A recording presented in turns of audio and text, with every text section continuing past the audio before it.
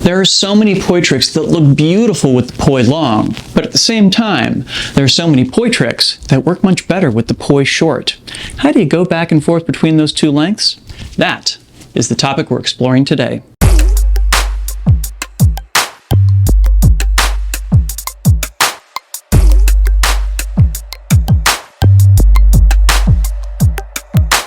Drex here from Drex Factor Poi, sharing with you the love of poi spinning and flow arts to benefit your body and brain. And today, we're talking about how you change the length of your poi on the fly to get a variety of different effects and hit up a bunch of different tricks. But before we dive in, I want to give a quick shout out to the friends of the channel. Big thanks to Dark Monk, Flow Fests, Flow Toys, Pyroterra Light Toys, and Ultra Poi for helping to make the videos on this channel possible.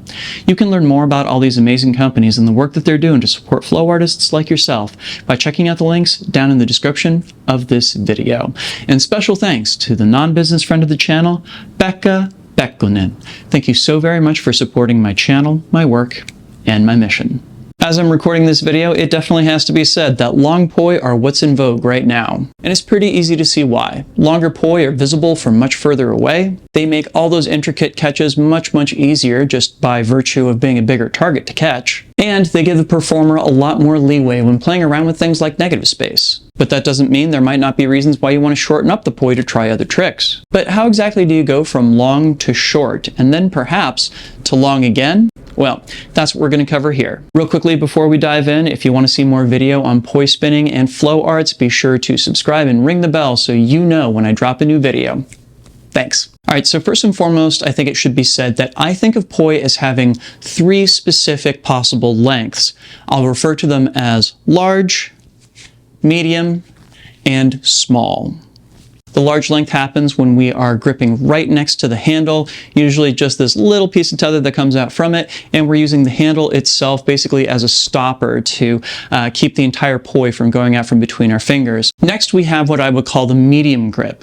Now, the medium grip can be accomplished in one of two ways. It's either you move your grip just slightly up, in which case now instead of the handle being a stopper that goes between two fingers, it's now a stopper that comes out at the very end of your hand, and instead you're going to be grabbing the entire tether with your hand. Another means that you can get to this point is you can actually wrap the tether just around your first two fingers, your index and middle finger, like so. This used to be the most common way that I would shorten up grip like this. But either way, you wind up in a place where you have now choked up on the tether by probably a good 2 or 3 inches. And finally, the short grip. And I think there's pretty much only one way to do this, and that is to wrap the entire tether around your hand once. So just to review, we have a full-length version that basically goes the full length of the arm. We have a medium length, which generally goes to about mid-bicep, and we have a short length that goes right about to your elbow. So what would we use each of these three different lengths and grips for? We use full length most often for flowers, windmills, and other poi moves that require a large amount of volume and that you want to be seen from far away. It's also the default length when you're doing any kind of contact poi as well as throws because, well, there's no way to wrap up the tether when it's just flying through the air. Medium grip is fantastic for what I'll call old school tech poi. That is all those intricate patterns based around cat eyes and triquetras and the like. In addition, it's also a good length for exploring plane breaks. It gives you just enough distance to be able to do some really beautiful stalls, while at the same time being short enough that the stalls are not totally impossible to nail cleanly. The shortest length, on the other hand, is great for training stalls. With less tether to have to worry about, stalls wind up coming out just a bit more stable and a bit more clean. This is a great training mode if you're just getting down your poi stalls for the first time. In addition, they're really helpful for poi moves that involve moving through very cramped and tight spaces. In particular, buzzsaws, toroids, and of course, inside planes all work really well with this length of poi. And there is also one additional use for these three different lengths that I think kind of goes under the radar. They're a fantastic tool for matching beats with whatever music you're listening to. Whenever I'm listening to music, I'll try spinning the poi at all three different lengths and see which one most comfortably fits such that I complete one beat with the poi for every beat of the music. When I lock into this, I tend to find that all of my spinning, transitions, and stalls tend to fit in perfectly with the tempo of the music. This is a great Cliff's Notes way of being able to lock in with any beat.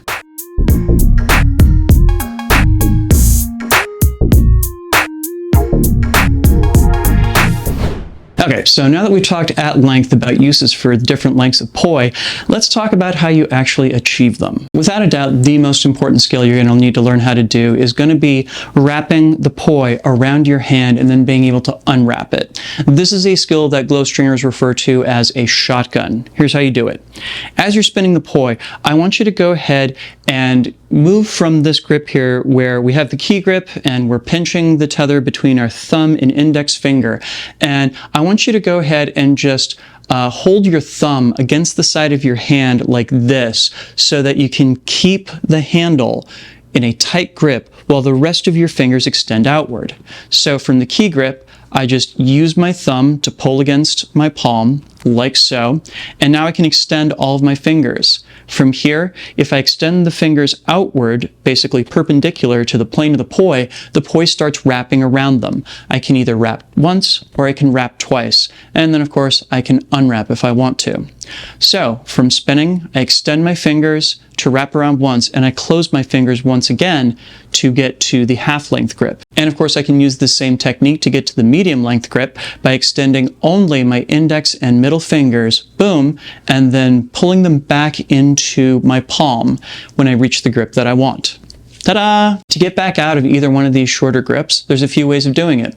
Number one is if you change your plane facing, that is the direction the poi seems to be spinning relative to you, you can once again open up your hand, and that will allow the poi to unspool from around your arm. Easy peasy.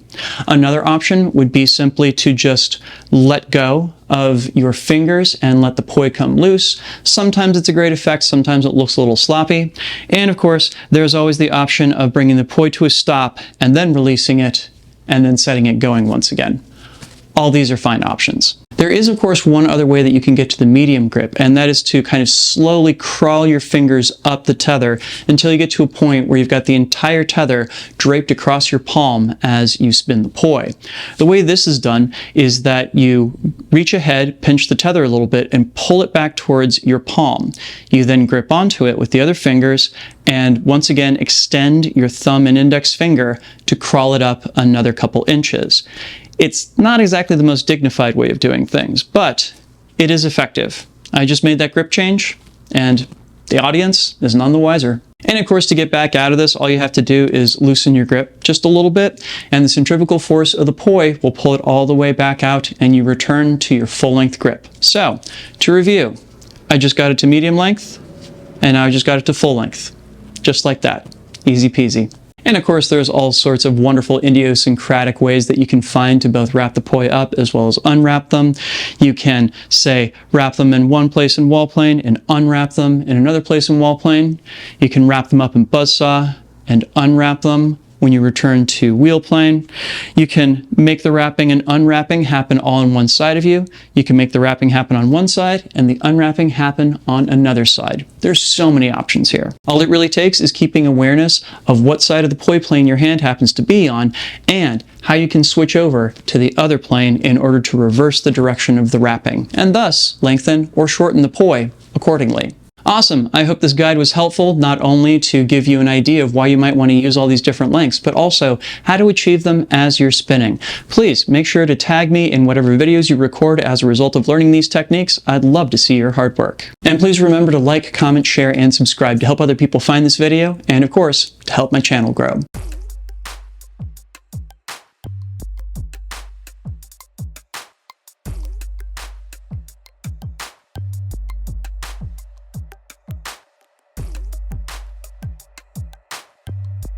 This video would not be possible without my amazing supporters on Patreon. In particular, I'd love to give a shout out to my Flow patrons who are listed on screen right now. Y'all rock. Thank you so much.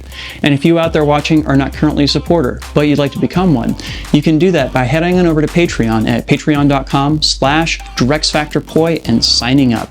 There you can get access to a whole host of awesome rewards, but better than that, you'll be helping me out in my mission to bring poi spinning and flow arts to the whole wide world.